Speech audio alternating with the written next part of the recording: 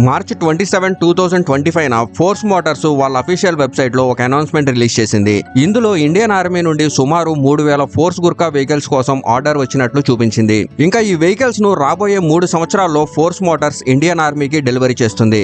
ఇప్పుడు force Motors ను L1 vendor గా చూస్ చేశారు. అంటే ఈ వెహికల్స్ కోసం అతి తక్కువగా బిడ్ చేసిన వారిని వాళ్ళు ఎంచుకున్నారు.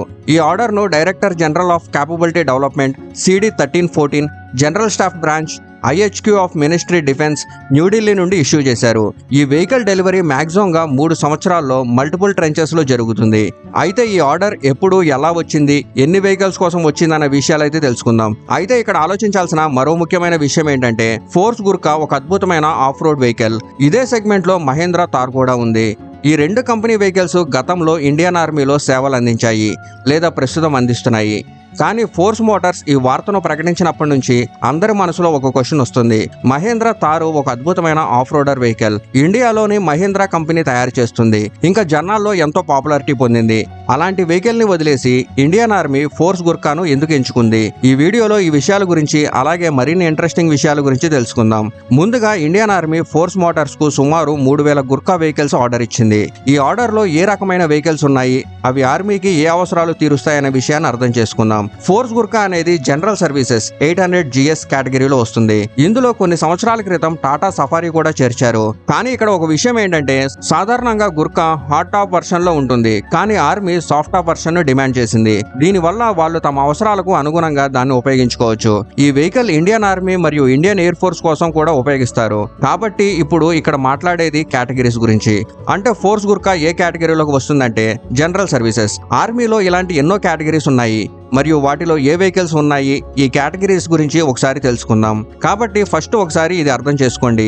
జనరల్ సర్వీస్ కేటగిరీ అనేవి అన్ని నాన్ కాంపాక్ట్ ఆర్మీ వెహికల్స్. ఇవి troops movement, logistic supply, transport, medical evacuation మరియు రీకన్సెన్స్ కోసం ఉపయోగిస్తారు. అంటే ఇవి కాంపాక్ట్ వెహికల్స్ కాదు. అయినప్పటికీ ఈ అన్ని వెహికల్స్ ను బలంగా తయారు చేస్తారు. ఇంకా టఫ్ కండిషన్స్ ను సులభంగా తట్టుకోగలవు. ఎగ్జాంపుల్ గా లైట్ GS కేటగిరీ వంటివి. వీటి పేలోడ్ 500 kg నుండి 750 kg వరకు ఉంటుంది. ఈ కేటగిరీలో జిప్సీ, సఫారీ లేదా మహేంద్ర స్కార్పియో వంటి వెహికల్స్ వస్తాయి. తర్వాత మీడియం GS కేటగిరీ వస్తుంది. దీని పేలోడ్ 1 టన్ను నుండి 2.5 టన్స్ వరకు ఉంటుంది. ఇందులో Tata Xenon 4x4, Force truck Cruiser, ఇంకా Ashok Leyland Stallion truck vehicles ఉన్నాయి. ఆ తర్వాత హెవీ GS కేటగిరీ వస్తుంది. దీని పేలోడ్ 5 టన్నుల కంటే ఎక్కువ. ఇందులో స్టాలియన్ 4x4, 6x6, ఇంకా Tata LPTA 6x6 and 8x8 truck వస్తుంది. నేను కేవలం కొన్ని మెయిన్ వెహికల్స్ మాత్రమే హైలైట్ చేశాను.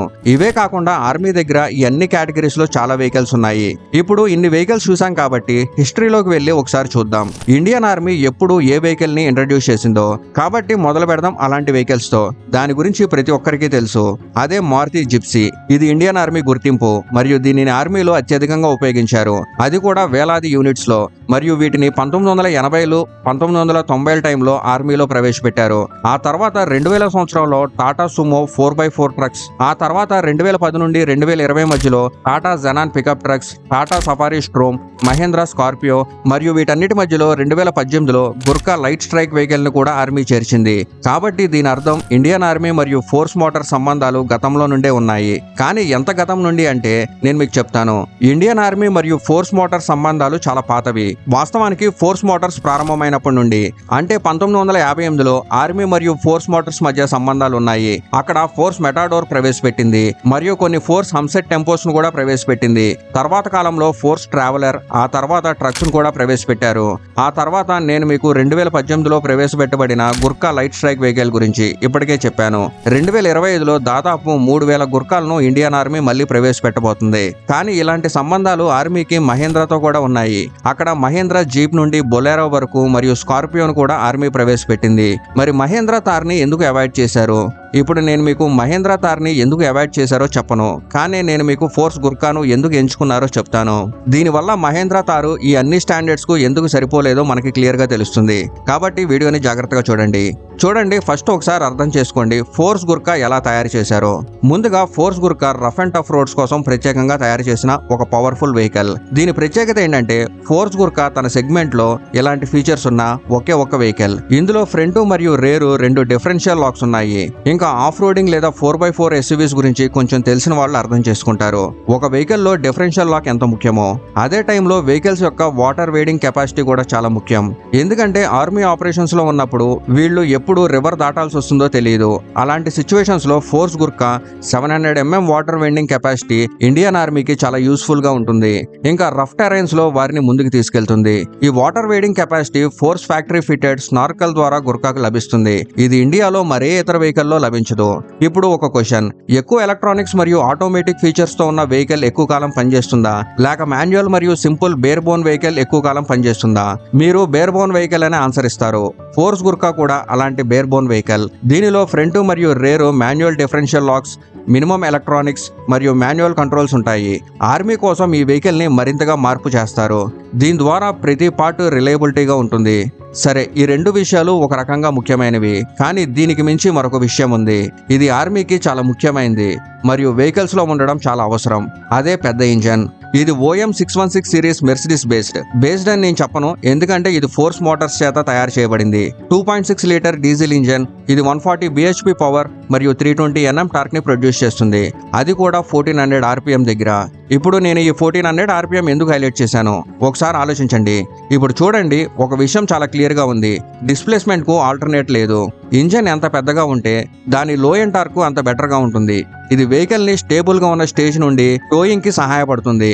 అంటే వెహికల్ యొక్క ట్రాక్షన్ కెపాసిటీ పెరుగుతుంది మరియు కొండల్లో ఎక్కడ స్ట్రైట్ గా ఎక్కాలో అక్కడ లో ఎండ్ టార్క్ ఉన్న వెహికల్స్ ఎక్కువ సులభంగా ఎక్కగలదు మరియు ప్రతి పనిని బెటర్ గా చేయగలదు. అందుకే అన్ని ట్రక్స్ లో పెద్ద ఇంజన్లు ఉంటాయి. 5 లీటర్, 8 లీటర్, 10 లీటర్. అయితే వాటిలో BHP ఎక్కువగా ఉండదు, కానీ టార్క్ ఎక్కువగా ఉంటుంది. ట్రాక్టర్స్ లో కూడా ఇది కనిపిస్తుంది.